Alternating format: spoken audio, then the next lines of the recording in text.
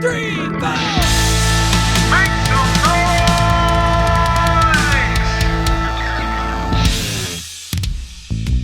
What's going on, everybody? Welcome to Making Noise. My name is Todd Johnson, and with me, as always, is the formidable Jay Connor. What's up, y'all? How y'all doing? Hopefully you're doing good. You're doing great. Hopefully, hey, you know what? Good point. Yeah. Try it. Way to one up me. Hopefully you don't have an ego like Todd. Did you how was your Greenville weekend?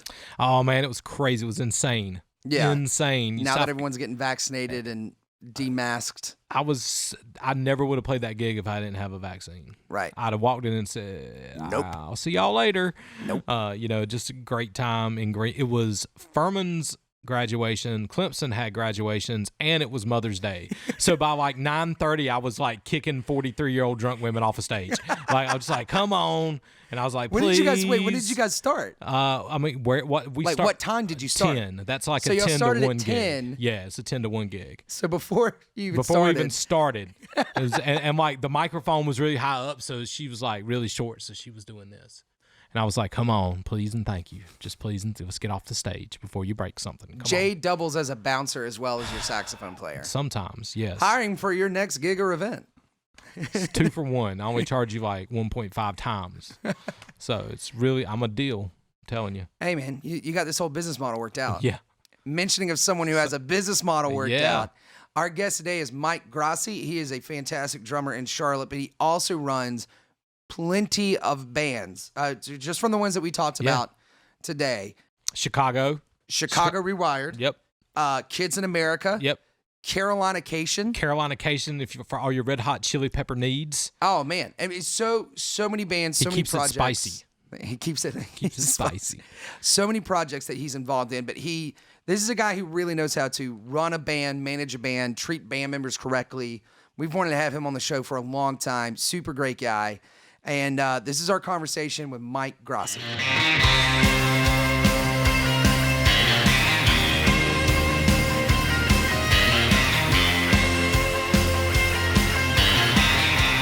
Thanks for being here, Mike. Thanks for having me. And, Mike Graci. Mike Graci, correct. That's right. Because, see, I'm Southern, so I'll go Graci. Graci. Graci, I'm Some sorry. people say Gracie, but Graci is. Yeah. It's just, hey, as long as you spell it right on the check. That's right. I wanted to say thanks for letting me come and play your Stooges open mic that you're doing on Mondays at Stooges down there. That was a lot of fun, man. Yeah, we that was actually Tommy T's thing he has going on with Okay. Nate Hill for about 2 or 3 years, and then Nate pandemic, he kind of walked away. He had other things going on, so Tommy had to audition, I think, 2 or 3 drummers to come down and just see who would gel or whatever. Right, yeah. And then after, about a month later, he said, "Hey, man, not doing anything on Mondays. Why don't you come down and come every Monday?" And that's how it really started. Oh, So I've sweet. been there about a half a year now. Sweet, yeah. That's a cool little setup there. I don't know why I've never been there, but it's a great stage. It sounded really good. The lights looked great. Lighting guy, Yeah. full stage. I bring, I try to bring a pretty decent drum set. So people can play on, you know how it is sometimes with drum sets you can get into. So Right. I try to make sure everything's, nice cymbals, nice kit, sounds good, tune it up. Yeah. And people like that. Drummers come up and the drums sound good, the band sounds good. Yeah. One thing right away immediately, I want to let you know, I may have told you this is Stooges or not. So when we started the podcast, we kind of had like a short list of people that we wanted to have on. And we were just talking about people in town that we know or respect or that we really like. And Jay said immediately, one of the first names out of his name Mike Graci. was Mike Graci. Mike Graci on here. I appreciate that, Jay. And I was like, completely agree, because you're one of the most like hardworking musicians in town. I mean, you're a great musician, but you also have like, I can't keep up with the amount of projects that you're in. How many bands? How many Well, bands are it's you probably in 5 or 6 at this point. Okay. currently? Right. Yeah. Yeah. Currently. Yeah. Mhm. Okay. That's ridiculous. Yeah, and most of them are things I've formed that either turn into something else or whatever. Right. And they're all really, in my opinion, not just because but the guys I have and the girls are just super talented. So they're just really quality acts. Yeah. And, Well, you have a great way of picking up great quality people and great bands and a great experience. And for me, it's not just about the talent you have; it's personality and just how you. I'd rather somebody who's just a good person. You know, I mean, have talent, but look, we all been with people who are super talented, but they're difficult to work with. You know, his name's Mr. Connor. Yes, yes, I know exactly. I'm such a horrible guy. But you know, I'd rather take. You're mostly a good guy. Mostly. But yeah, no, I know exactly what you mean. You know. We've talked about that before on the podcast with a couple of different musicians. How it's like, you know, it's the joke of like, can you hang? Got to be a good hang. Got to be a good hang. You know, because if you make someone else in the band feel uncomfortable or. You know, no one wants that kind of thing. Chemistry is important. Yep, absolutely, so important. Absolutely. So, like, just kind of right off the bat, what are the bands that you currently have going? So, I'll rewind a little bit. Probably about 5 years ago, I was doing weddings with a wedding band, and the time ran on. You know, for me, I just wanted to do something of my own, so I started Chicago Rewired probably about 5 years ago. Okay. And that was a task that was more difficult because of the size of the band and the horn section, all the horns. Typical horn Yeah. parts. What we were talking about. How many? You need great players. And how many 8 members? guys in that, including me. So there's 8 total. Okay. Wow. Okay. Sorry. Keep going. So it was a transformation. It was a good band when we first started, but through the years, I was able to really get it to the guys I wanted to get it. You know, who recommended who, and so we have it now as a really, really it's a kick butt band. Oh yeah. I mean, you guys, it's fantastic. It's really. I got great vocals. You can call it a kick-ass band. I agree. Kick-ass. Yeah. Okay. Yeah. You can say whatever. Say whatever the fuck you want. We have an explicit tag on this. Yeah. So, but it's great to have everybody's just killer player, great people, and we got nowhere. We're getting some great venues, around the country, really. Yeah. Nice tours going. We do a 3-month tour, and I can't complain. It's really grown. Yeah, you guys go all around with that. I've seen you guys doing fly dates and all sorts of stuff. Pretty much, generally in the southeast, in that area, Virginia down to Florida, up to Maryland area, and then down to Florida and Georgia. But we haven't really. Well, they shouldn't say that. We went to Seattle last year, right? So we've gone to the West Coast. So yeah, but it's starting to really grow. So yeah, even 5 years later, it's just somebody else hears you, somebody else hears about you, and something comes about. Right. Why? When you started, what was it? So let's backtrack a little bit because I know we'll kind of get into some of the other bands and stuff like that. Where are you originally from? Long Island. Long Island. What part of the island? So I grew up in North Belmar. North Belmar. Okay. North Belmar is Nassau County. Nassau. Okay. Yeah. Okay. I know enough of Nassau and Suffolk. That's a little bit as much as I know.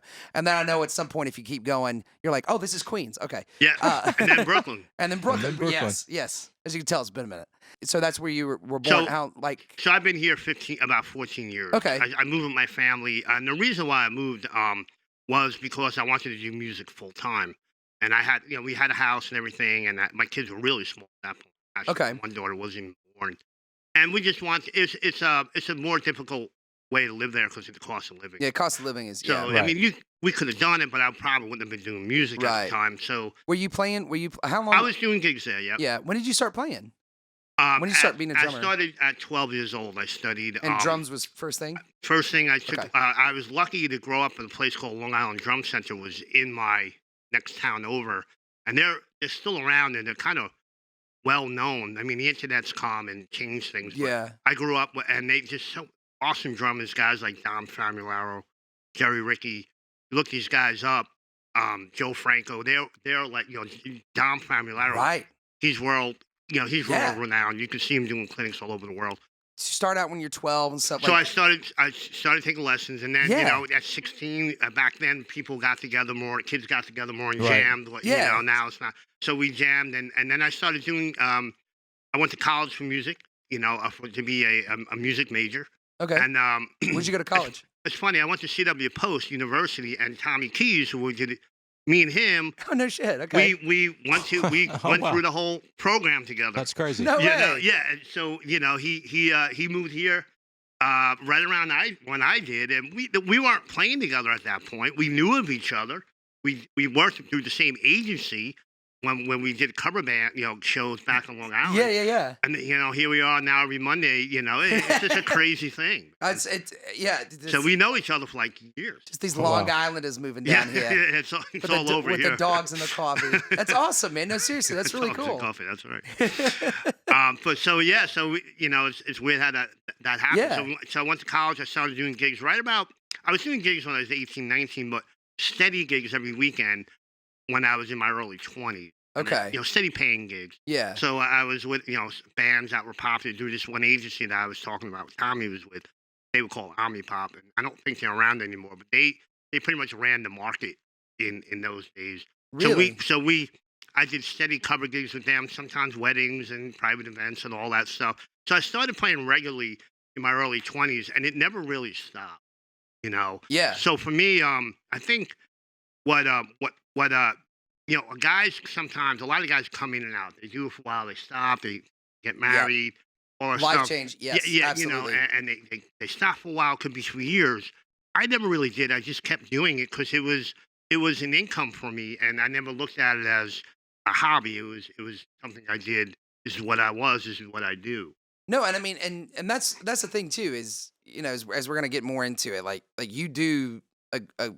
Not only are you a fantastic musician, you do such a good job of putting all these things together. So you come down to Charlotte of all places. Didn't know anybody. Didn't know a soul. We had two friends, me and my wife, that we knew, not involved with music. Didn't know anybody. So it was kind of interesting. About 3 months later, I was starting to do lessons. I had, we had a house, and I had some money behind me, but not for years, but enough to get going. I didn't know anybody. I had no job. 2 little kids. And my wife was, she didn't work for years because I was always working in New York. So it wasn't like she had a job. Right. So you're like, oh shit, gotta figure it out. This out. Yeah. And I didn't want to do music. So what the hell's wrong with me? Yeah. So I started to. My wife said, hey man, why don't you look on Craigslist? There's the Charlotte Bobcats are looking for drummers for the drum. It's kind of like a drum line. This is 3 months into it, and I said, okay. Woke up one morning, I was actually had a fever. I was like, I don't think she's like, just get your drum, just go down there, audition for them. So we went down. It was down at the arena, and they were the Bobcats at the time. Down at the Hornets. Right. And so I went down, and all these it was pretty cool. Right on the basketball court, they had all these 4 different stations, and you just you wait for your number to be called, and they had just rims of a car, a ladder, sticks. You had to figure out what you're going to do. You have 1 minute at each station, and you just went out and figured out some kind of improv solo. And you went, I think it was about 1 minute each, and then that was it. So and then you just sit in the back, and then you just wait for the next guy. And then so they called my name, and I just went to the station, and whatever they had there. It was like, I remember one was, they had like car parts. You had to just figure out. This is like one of your first things in Charlotte. First things you do. And so that's how it all. So, and anyway, so I forgot about it. I just started, and about a month later, they said, hey, man, we'd like you to do this with us. The Bobcats were like, nice. yeah, okay. Yeah.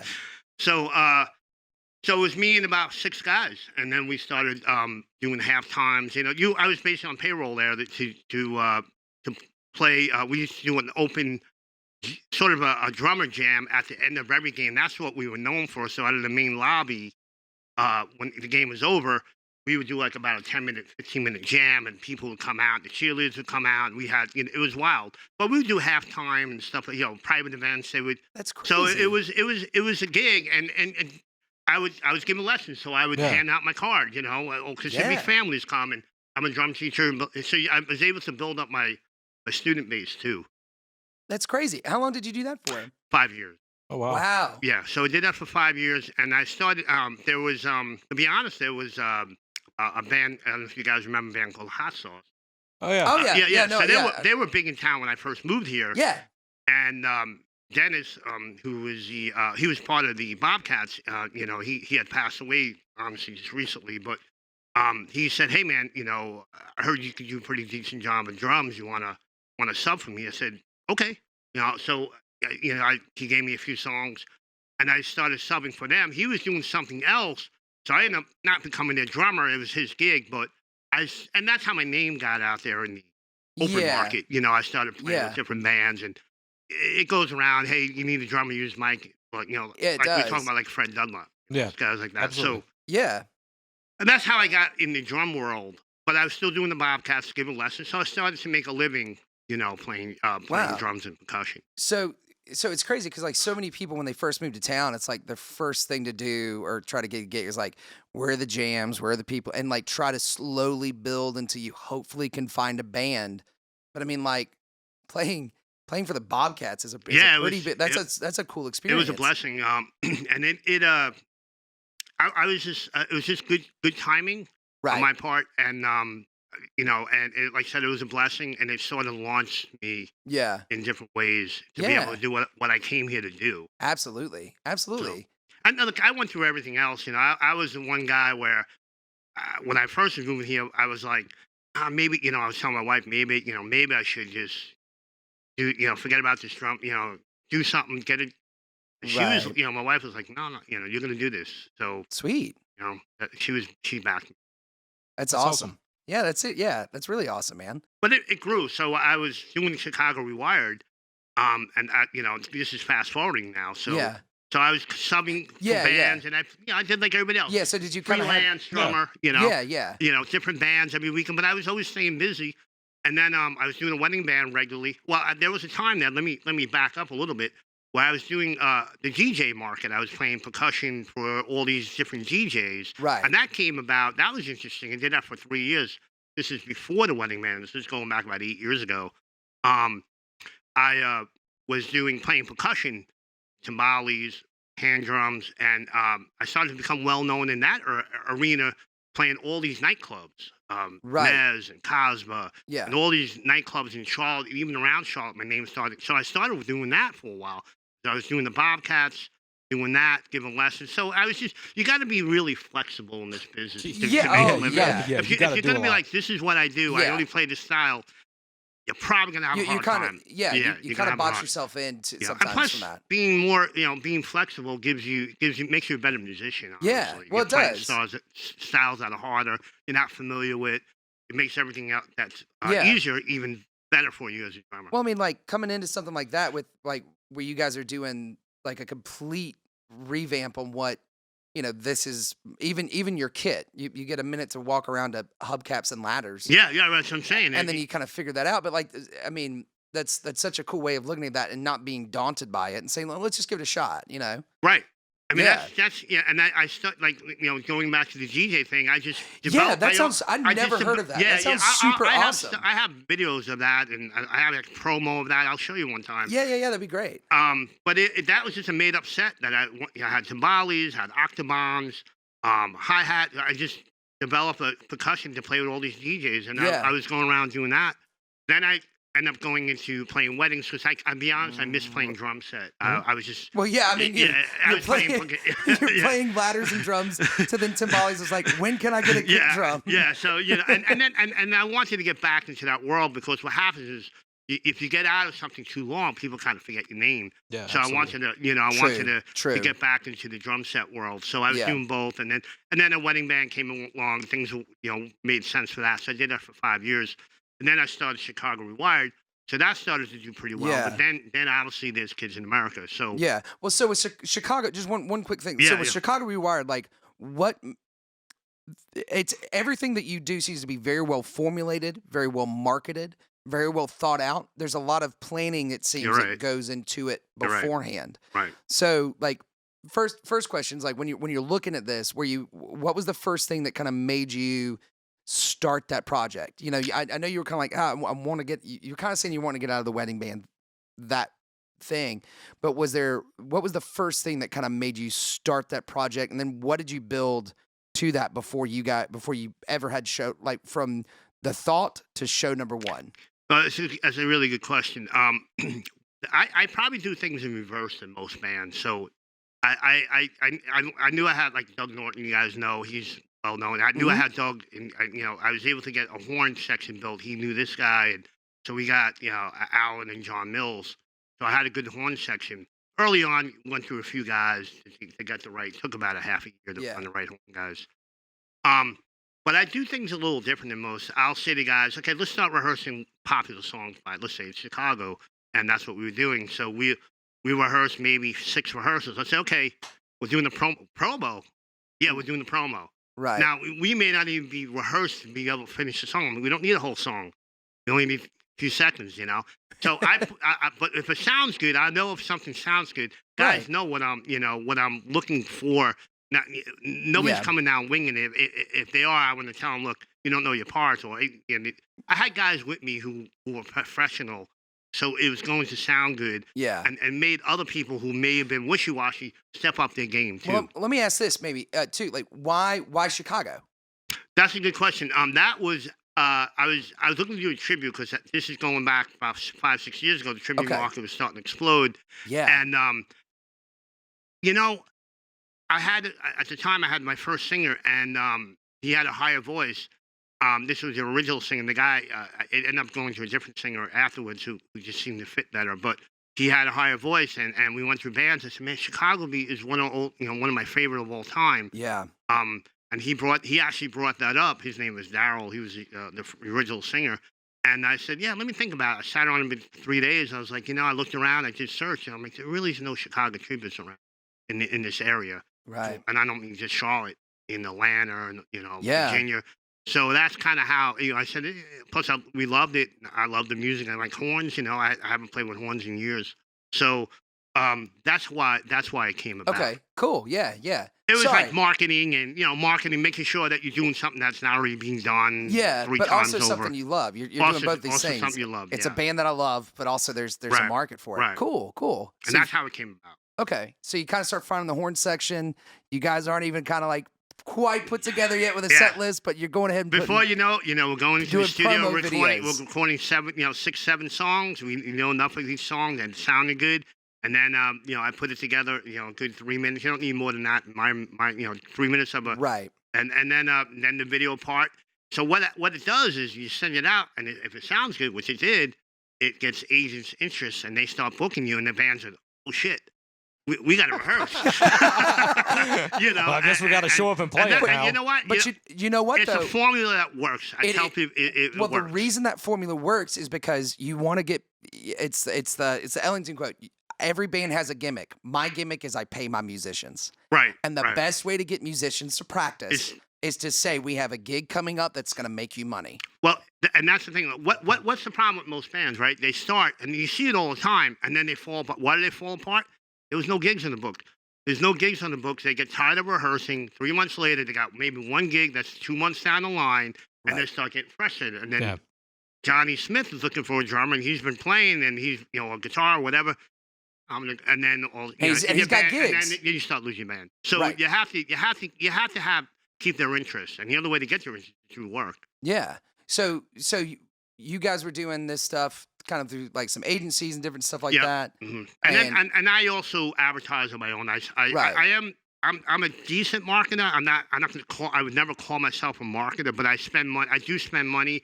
I try to tell people if you don't spend any type of money on anything you're doing, whether it's promo, marketing, you're making it really hard. You want to put out good quality stuff. Yeah. And you want to market yourself. So I do stuff on Google. I do Google marketing too. Gotcha. Okay. Good. Well, and it's exactly like what you said as far as the promo stuff. You've got to sell that and those videos. Put together a good promo. So we were talking about people who ask me all the time, what do you do? I just had this conversation with from another band. No need to mention the name, but they were a new band and they're good musicians. I know who the guys are, but they're struggling getting gigs. I said, look, you want my honest opinion? And they said, yeah. And he was on the phone with me. This is literally about a week ago. I said, do your whole promo over. It's just not good. The quality's got to be good. He said, man, he said, I really think for you. I said, it's just not. I said, just up the money. I do stuff where with my band, I'll pay half. I'm getting into numbers. But I pay half, and I tell the other guys, whoever it was, 5, 6 guys, you guys split the other half. but there's 5, 6 people, not much. I'll take it out of gigs. Right. Doesn't hurt anybody, and that's how I do it. So that's not I need to take some notes on that actually, because so like, you get them to pay half. What? No, no, they pay half divided by 5 people. No, right. So it's maybe a little more. No, that's what I'm saying. I'm used to. Well, wait, if you're funding everything, that could be, That's why I offered you water to drink. So. But I mean, it's just a way to get them to help to get them involved too. So they feel like they're still invested. Right. So because they're putting some money up, they can still feel like they can say. I try to make my bands diplomatic. I try to never really run anything. This is my band. This is what I'm doing. You're gonna follow me. I don't do that. It's more like, hey, what do you guys want to do for songs? Yeah. I don't. I try to. I've been in bands where it was, somebody just running it, and you're sort of just a hired gun. Yeah. And I don't. None of my bands that I run are like that. Everybody has equal say. No. That's good. And that's good. To a point where if I'm like, you know what, we're doing this gig, that's it. Quiet. But I don't really get that. Everybody's real professional, cool. So they get it. It's very good to have that and the camaraderie and things, but then sometimes you still have to be a leader. There's sometimes and there's sometimes it's nice to be like, this is the direction this is what we're doing. To go. Because someone has to carry the baton at some point. So I was just telling somebody too, behind every successful band, in my opinion, there's somebody running that band. Right. Somebody. I'm not you'll see bands that'll be like, oh, well, it's totally, there's really no leader. To me, when you have that, that's not really something. It's like a coach of a baseball team or whatever. You need somebody to direct you. Either that or I've seen a few bands who will delegate tasks really well. And I do that too, but it's still. Yeah, there's still usually somebody who's like, this is the guy, this is the girl. That's kind of running it. Yeah. So you start with Chicago, and it's fantastic. You guys are starting to get some agencies, starting to get some stuff. Starting to get work. Yep. What was the shift into starting to add another project? So, and was the next one was Kids in America? It was Kids in America. So, which was only about a year later. I'm a big fan of the '80s, and I was like, I'm a big. Again, I'm going into stuff. I believe maybe it's not for everybody, but I'm a believer of a lot of musicians may be great, but the show is lacking. They just stand there.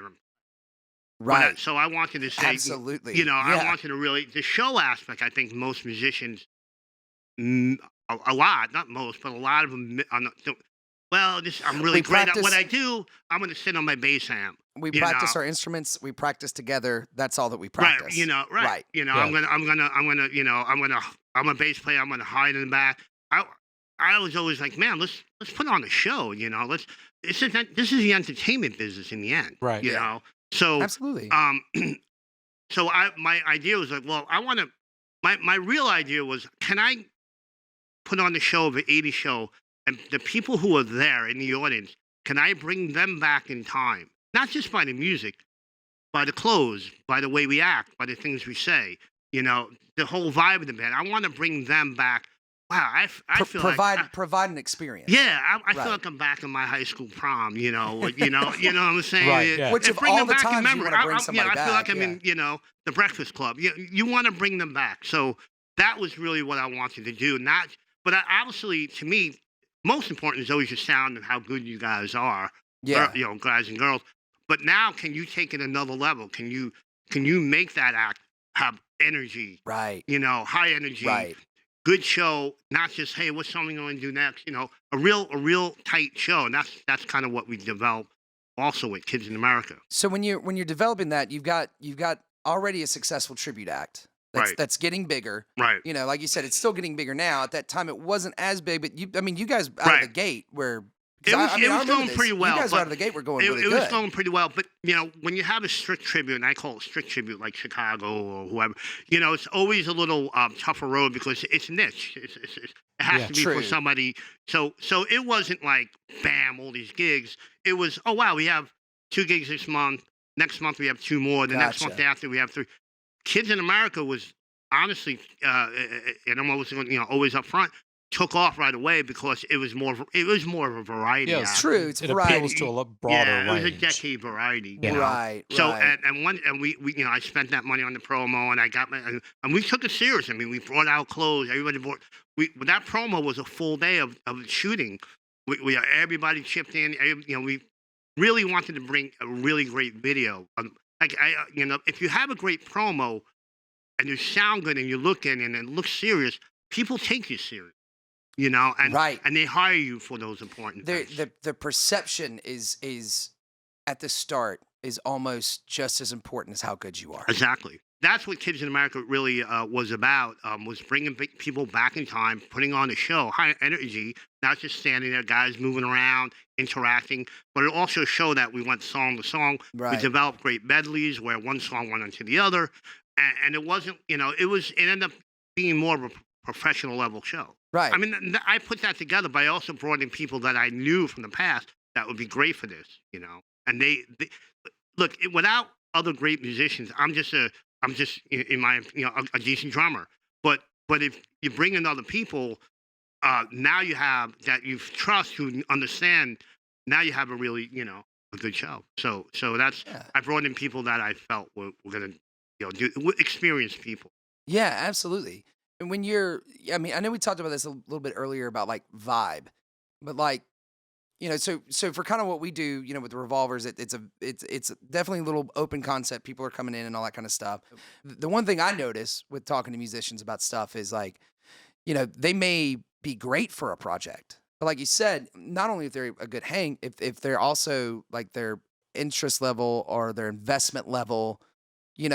How do you gauge those things? How do you talk to people about those things and get them excited, get the really good musicians excited about doing this with you, I think the way I present myself too, like I try not to make it too business-like, where, this is what we're doing today and no fun.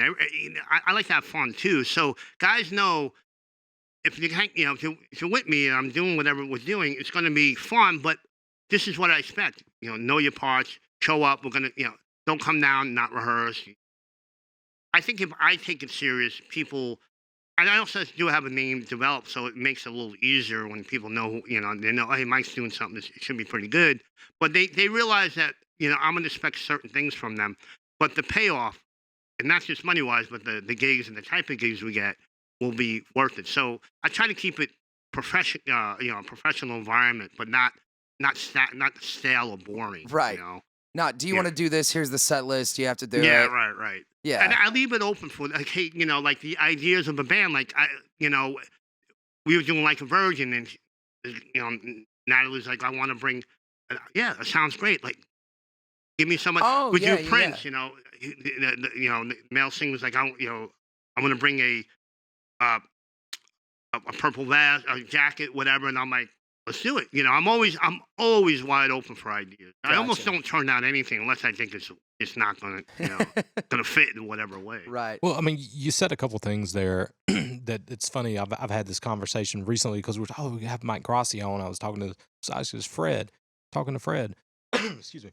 And I said, one of the great things and the genius things about what you did was you had these bands and then you've just kept going into another genre. But you're still the person that's the contact for all of them. Pretty much, yeah. Yeah, so like if somebody's looking to book a band for something, well, I mean, this might not be the band you need, but hey, man, I bet Mike's got he's got like 3 or 4 other ones. So it's at some point, because of the work you did early on, it's just like it's almost like this self-perpetuating gig machine, and I think that's part of the genius of it. Thank you. Right. And I do keep myself, in the leadership role and the main contact. So I work with different agents, but I don't pass anything on. A lot of guys don't want to take on the responsibility, even like the LLC, I had to develop it myself. My wife's a big part. She helps out with everything. But you have to take on the responsibility of it all. And, right. And it can be stressful and high, pressure at times, But I tell you what, that's probably another reason why you get good musicians, too, absolutely. because there is a part of it of going like, are you telling me, like, one of the best things whenever we talk about sound guys or something, right? Like Jay will say this all the time. My favorite thing is to show up to festival gigs and I show up and everything's done. I bring my horn up and I plug in and I know my parts and I play and I go, thanks everybody, and I get off stage. Right, he was just talking about that earlier. Yeah, right, exactly. And so it's like that sort of mentality and thing to do versus, by providing that environment, you get those people. I think so. They know that they're going to get you're going to handle it well. Yeah, and honestly, quite frank, I paid them well. I'm not one of these leaders who takes in all this money and then here's $2. Here's one for you, 2 for me. Right. I paid them fairly. So, and the gigs are quality gigs too. So they when you have good gigs, you're getting fairly good pay. People stick around. People like it, and it's fun. There are times I have to step in and say, hey, look, I don't like what you're doing here. I don't, this has to change. Right. And then, I think they respect me enough to think about and say, okay, let me change that. But it's not that often, every once in a while. So we've got Chicago, we've got Kids in America. So from Chicago, it's good. That's a great band. The biggest problem sometimes is an 8-piece band. So to pay 8 guys and get the right money can be difficult. So, What happened was their agent out of Florida suggested, hey, there's no REO Speedwagon Tributes and Survivor REO. So I just said, hey, a couple of years ago, hey guys, this is what somebody mentioned. Do your research. I don't know if you're REO fans or not. I know you're basic REO myself, but my singer, who's Guy Curry Craig, is an amazing singer. I think he could do well at it. So we sat on it for about a month. And we, so here we are, Chicago Rewired, but 5 of the guys doing, but, we talked to my horn guys about it. And they get, sometimes we open up for them. And there was no like, hey, we're going to do something behind your back. We don't do any of that type. I don't get involved. Everything is up front with anybody. So, no shady stuff or anything like that.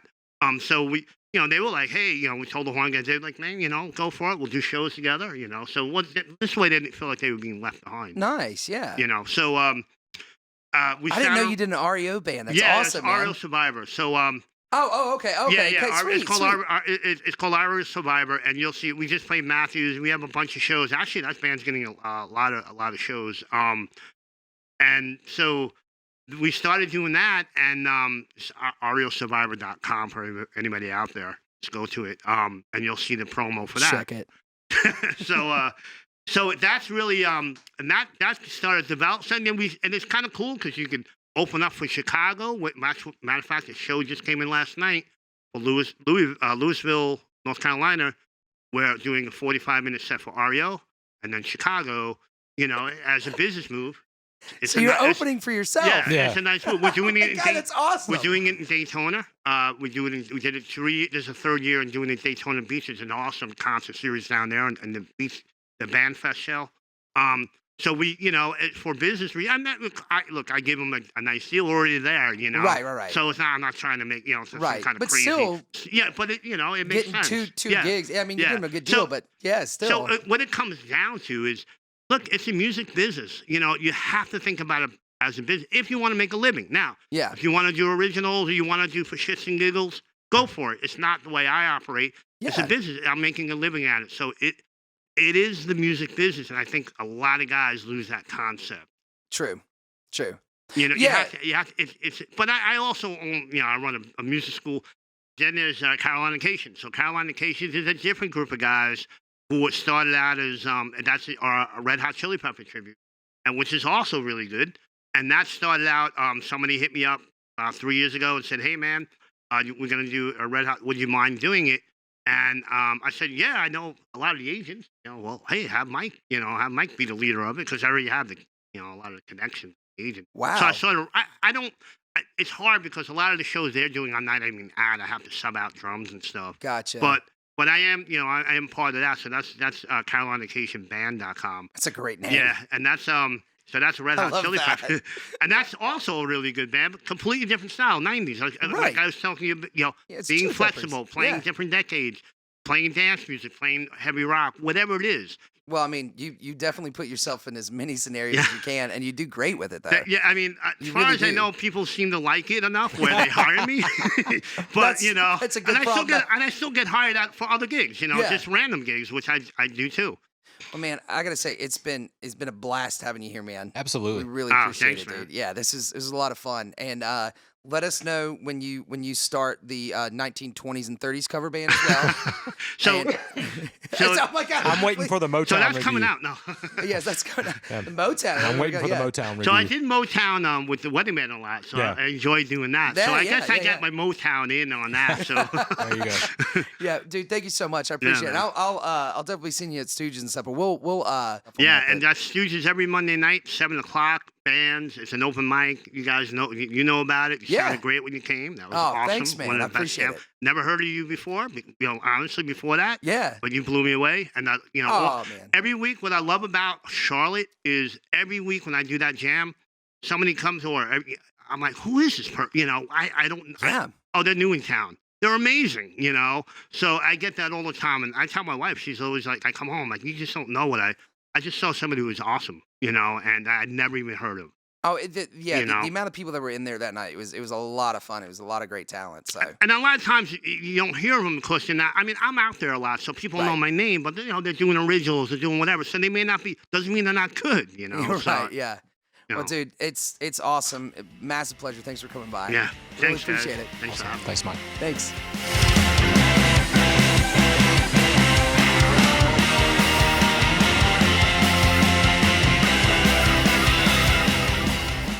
That was our talk with Mike Graci. Awesome dude. He's got a couple websites too. REOsurvivor.com. You can go check out what they're doing there. Carolinacation, not Californication. Yeah.